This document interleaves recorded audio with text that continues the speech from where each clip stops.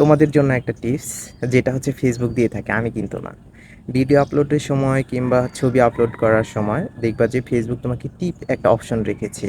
তুমি কিভাবে হচ্ছে তুমি ভিডিওটা আপলোড দিবা এবং কি ছবিটা আপলোড দিবা, সেটা সুন্দরভাবে সেখানে সাজেশন দেওয়া থাকে।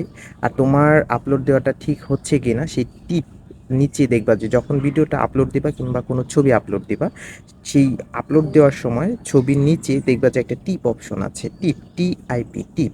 সেটা যদি সবুজ মার্ক, টিক মার্ক দেওয়া থাকে, তাহলে তুমি ধরে নিবা তোমার এই ছবিটা, এই ভিডিওটা সঠিকভাবে আপলোডটা হয়েছে, ক্যাপশনটা সঠিক হয়েছে, হ্যাশট্যাগটা সঠিক হয়েছে। তোমার হচ্ছে যে ভিডিওটা আপলোড দিতেছো, যে রিলেটেড ভিডিওটা আপলোড দিতেছো, সেই রিলেটেড ক্যাপশনটা হয়েছে কিনা, সেই রিলেটেড হ্যাশট্যাগ হয়েছে কিনা। যদি হয়ে থাকে তাহলে টিপ অপশনে সেটা টিক মার্ক দেওয়া থাকবে এবং কি তোমাকে সাজেশন দেওয়া থাকবে যে এই সাজেশনটা মেনে তোমাকে আপলোড দেওয়ার জন্য বলা হবে। তোমরা ওই সাজেশনটা ফলো করো, দেখবা যে তোমার ভিডিওটা ভাইরাল হবে এবং কি ছবিটা বিভিন্ন মানুষের কাছে পৌঁছাবে ফেসবুক নিজ দায়িত্বে। আল্লাহ হাফেজ।